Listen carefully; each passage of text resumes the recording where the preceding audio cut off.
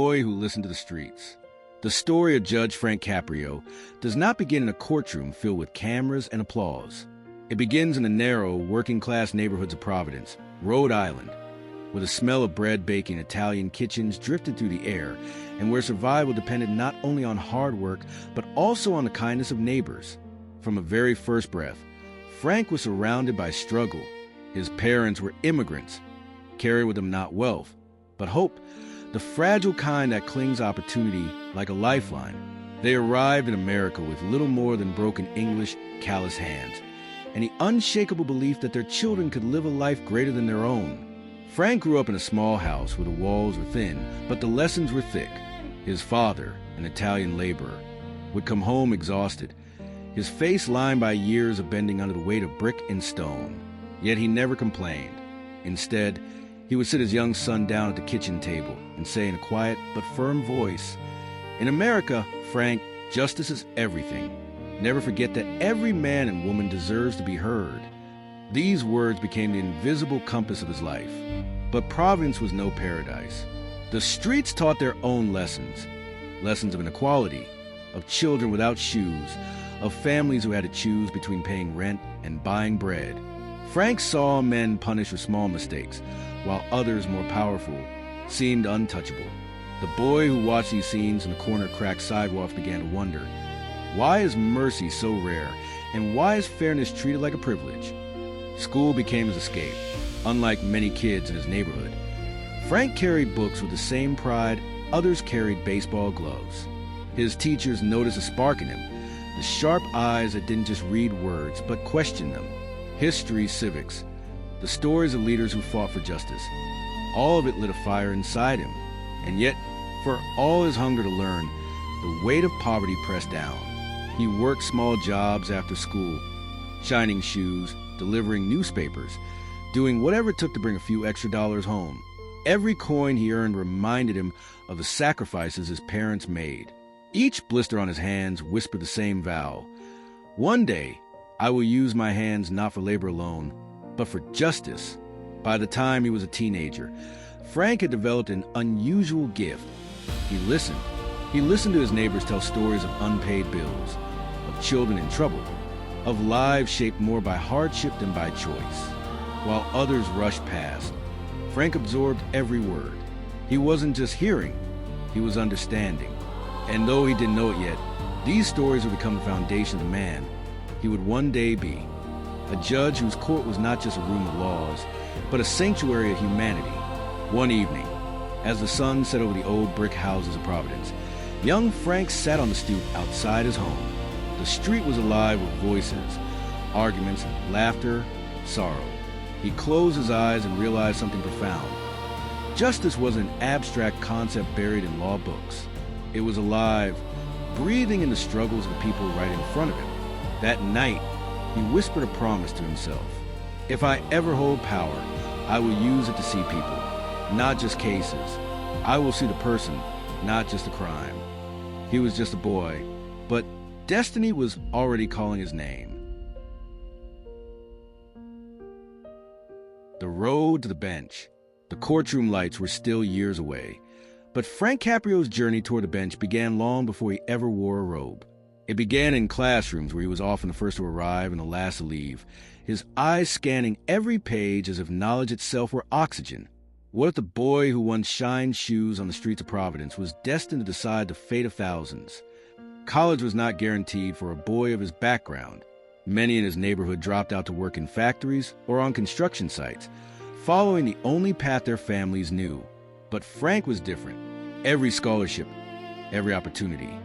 He seized with determination sharpened by hunger, not just a hunger for food, but the hunger for dignity. At Providence College, he devoured philosophy and political science. The more he read, the more he realized that law was not just a profession. It was a battleground between fairness and cruelty, between order and compassion. Professors noticed his relentless curiosity, but also something rarer, empathy. He wasn't interested in winning arguments for pride. He wanted to understand how laws could heal or harm. It wasn't easy. To afford tuition, Frank juggled jobs. He worked mornings, studied afternoons, and spent nights hunched over borrowed textbooks.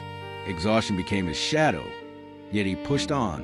He often recalled his father's words, "Justice is everything," and carried them like armor through every setback. Law school sharpened him further.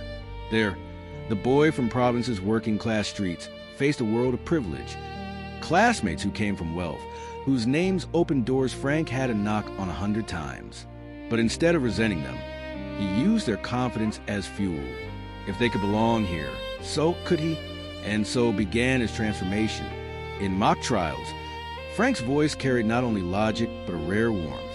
While others argued cold statutes, he spoke of people, the mother who couldn't pay her rent, the boy who stole not out of greed, but hunger. Professors often leaned back in surprise, realizing that this young man was not just preparing to practice law. He was preparing to redefine it. When Frank finally graduated, degree in hand, he wasn't stepping into luxury. He returned to Providence with the same streets, the same struggles.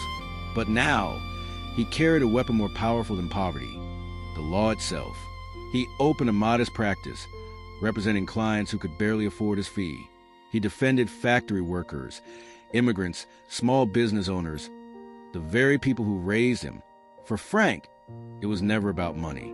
It was about restoring balance in a world that tilted heavily against the powerless. Then came the turning point. His reputation for fairness caught the attention of city leaders. His name began circulating in political conversations, whispered in corridors of power. Some doubted him. "He's too soft, too emotional," they said. Others admired him. He remembers where he came from. Finally, the call came, an invitation to serve as a judge. The boy who once sat on his stoop, promising to see the person behind the struggle, was about to step into the role that would test that promise every single day. But Frank knew something his critics did not.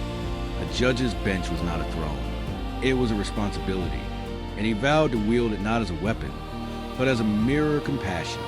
The streets of Providence had raised him. Now, Providence would watch as one of its own rose to sit in judgment, not as a man above the people, but as one of them. A courtroom like no other. Most courtrooms echo with fear. His echoed with humanity. When Frank Caprio first sat on the bench, the robe felt heavy, not because of the fabric, but because of what it represented. To many judges, that robe was a symbol of authority. To Frank, it was a reminder of his father's words, a reminder that every decision could either crush a soul or restore it. The cases before him were not the grand dramas of television. They were small, almost invisible moments of human struggle. Unpaid parking tickets, minor violations, citations that most judges would dismiss with cold efficiency. But Frank saw them differently. Behind every ticket was a person, and behind every person was a story. One morning, a woman stood trembling before him. Her voice shook as she explained that she had been fined for multiple parking violations. The truth spilled out. Her son was battling cancer, and every day she rushed to the hospital, forgetting about meters, forgetting about tickets. Another judge might have dismissed her excuses, ordered her to pay, and moved on. But Frank leaned forward, his voice soft but firm. "Ma'am, your story touches my heart. The law says one thing, but humanity says another." He lowered the fine, not out of weakness, but out of wisdom. And in that moment, justice was not just served, it was humanized. The courtroom changed. Word spread. People began to realize that Judge Caprio's court was not a place of punishment alone, but of listening, of mercy, of fairness. Citizens who once dreaded appearing before a judge began to see his bench as a place where their voices mattered. The television cameras soon arrived. A local program called Caught in Providence began filming his cases, expecting perhaps the usual stern judgments. What they captured instead was something the world had never seen. A judge who laughed with defendants, who cried with them, who reminded everyone that law without compassion is just cold machinery. A man once appeared before him, fined for speeding. Instead of scolding, Frank asked about his life, his work, his family. The man confessed he was working 2 jobs, struggling to provide. Frank paused, then said, "You're working hard. You're not here because you don't care. You're here because life is hard. I understand." The fine was reduced, but the man left with something far greater, dignity restored. His courtroom became a stage where ordinary people felt seen. Viewers across America and soon across the world were captivated. Millions watched online, tears in their eyes, as a judge in a small Rhode Island courtroom reminded them of something they had forgotten. Kindness has a place in justice. Critics called him soft. Some colleagues whispered that he was more preacher than judge. But Frank knew the truth. Compassion was not weakness. It was strength. His rulings did not undermine the law. They revealed its soul. Day by day, case by case, his philosophy took shape. Every fine is a story. Every defendant is a person. And justice without mercy is not justice at all. And as the cameras rolled, Frank Caprio's courtroom became more than a local court. It became a beacon, proof that even in a system built on rules, humanity could still find its voice. The world takes notice. What began in a small Rhode Island courtroom would soon touch millions of hearts around the globe. At first, caught in Providence was a local curiosity. The cameras were set up to capture routine proceedings, the kind of cases no one thought could be dramatic or moving. A few parking tickets, a handful of traffic violations, hardly the stuff of primetime television. But then, something unexpected happened. The footage of Judge Frank Caprio began to spread. A clip of him gently listening to a struggling father, or forgiving the fines of a desperate mother, found its way online. People who stumbled upon it didn't just watch, they shared it again and again. Soon, the small courtroom in Providence was no longer just a municipal chamber. It was a window into something people were starving for, proof that humanity could survive even in places built for judgment. Emails flooded the courthouse. Letters arrived from strangers halfway across the world. From Tokyo to Buenos Aires, from London to Cape Town, people wrote to say the same thing. Your kindness gave me hope. One letter came from a woman in India who had lost faith in justice after a lifetime of bureaucracy and corruption. She wrote, "Watching you treat people with dignity reminded me of what justice should look like. You are not just a judge in Providence. You are a judge for the world." Frank read those words in disbelief. He had never sought fame. To him, every decision was personal, rooted in his father's lessons and his own childhood struggles. And yet, here he was, becoming a global symbol of compassion, not because he had sought power, but because he had chosen humanity. The cases became viral sensations. A young boy standing nervously at the bench, confessing that he had pressured his mom to speed because he didn't want to be late for school. Instead of anger, Frank smiled and turned it into a lesson, not for punishment, but for growth.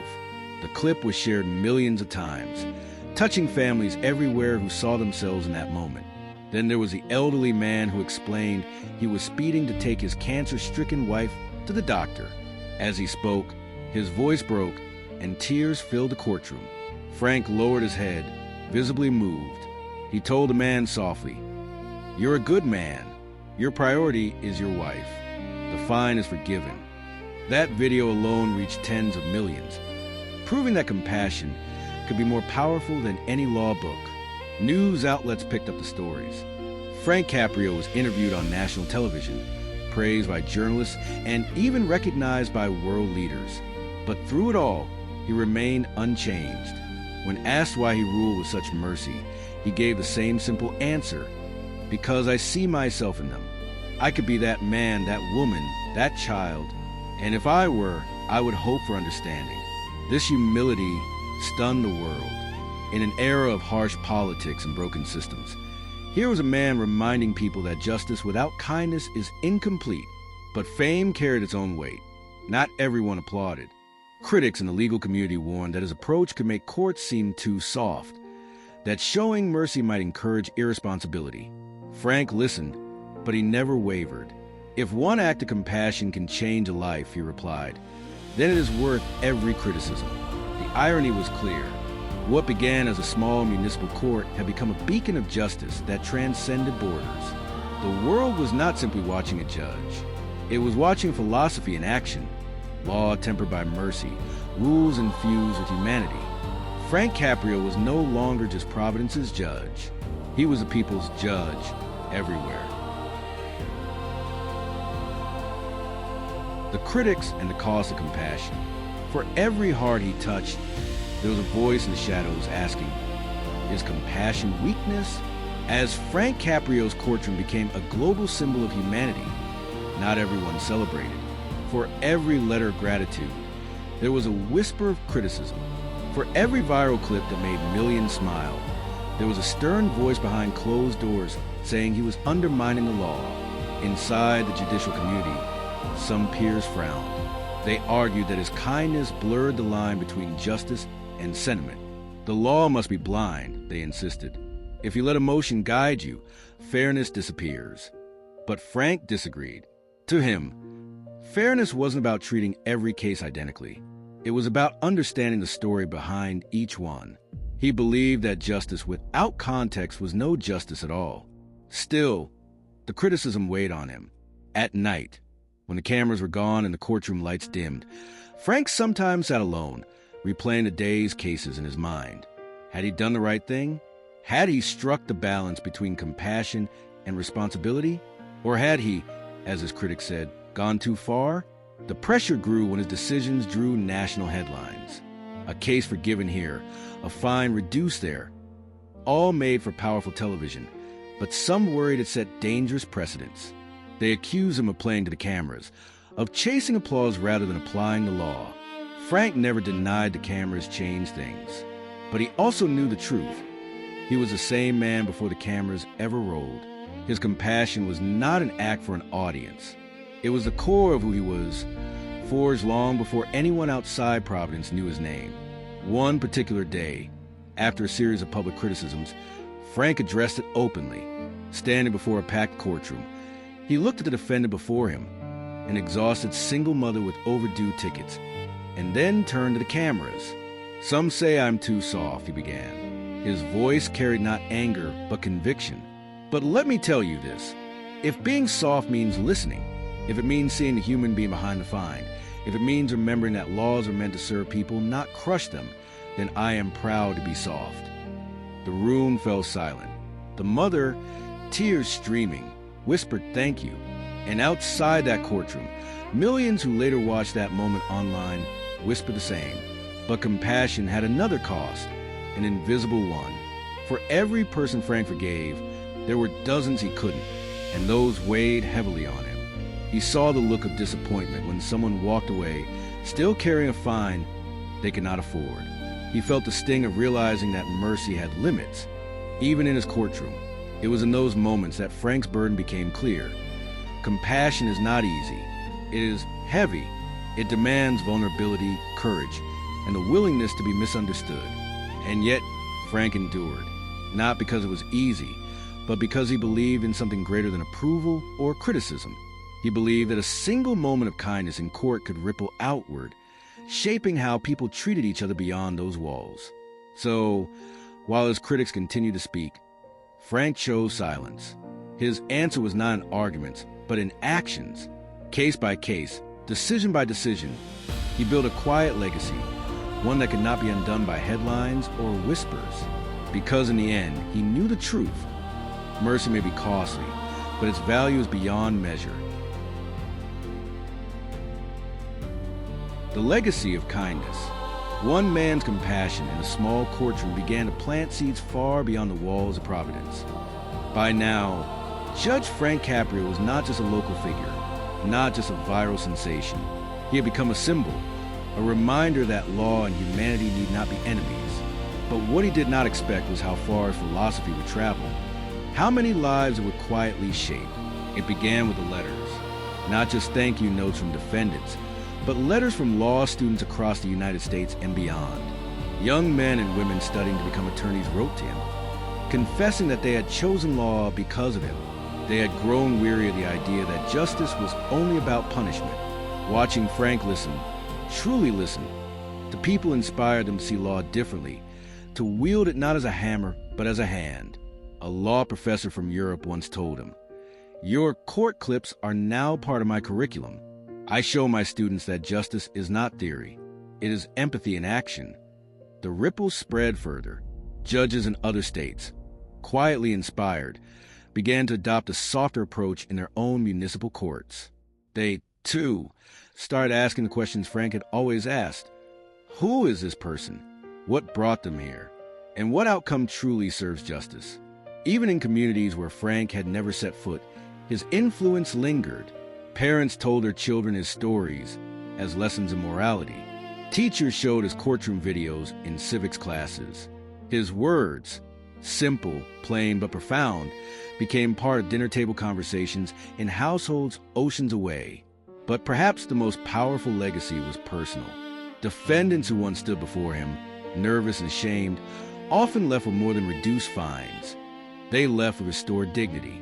Some would later return to thank him, to say his compassion had given them the courage to change.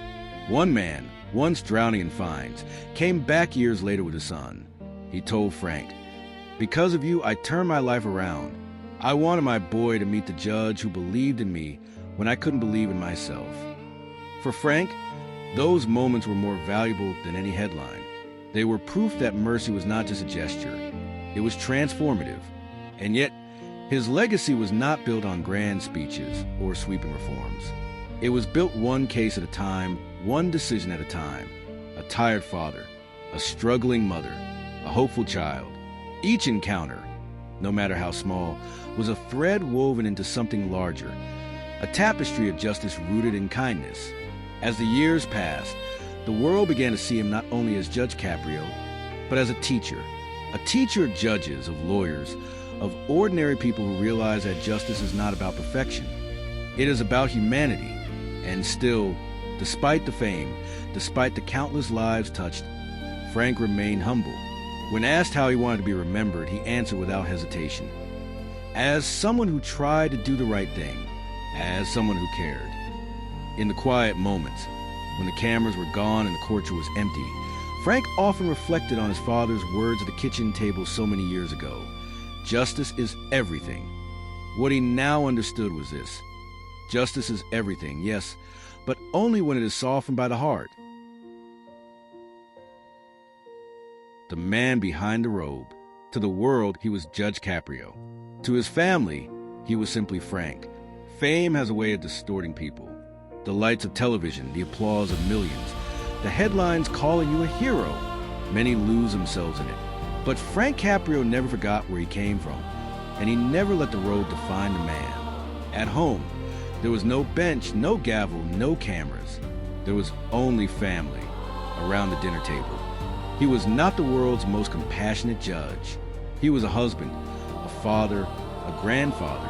The same man who once shined shoes on the streets of Providence now found his greatest joy in something far simpler: holding his grandchildren on his lap, telling them stories, teaching them the same lessons his father had taught him decades earlier. He often reminded his children and grandchildren, the most important title you'll ever have is not doctor, lawyer, or judge. It's being a good person. Neighbors knew him not as a celebrity, but as the man who stopped to chat on morning walks, who remembered birthdays, who never turned away someone who needed help. The humility that shaped his courtroom followed him into every corner of his life. But behind his humility was also sacrifice. The robe was not light. It carried the weight of stories, of lives broken and lives mended. There were nights he sat awake, his mind replaying the cases of the day, wondering if he had truly struck the right balance. His wife often reminded him, "Frank, you carry the world, but you are only one man." And yet, that was the essence of him. He carried it anyway. Those closest to him knew that his compassion was not just for courtroom. If a neighbor fell on hard times, Frank quietly found a way to help. If a stranger needed encouragement, he offered it with sincerity. His robe might come off at the end of the day, but his humanity never did. Perhaps what kept him grounded most was gratitude. He never forgot the immigrant roots of his family, the sacrifices of his parents, the struggles of his youth. He knew that without those hardships, he would never have understood the pain of those who came before his bench. Poverty, injustice, survival, these were not abstract concepts for him. They were memories, etched deep into his life.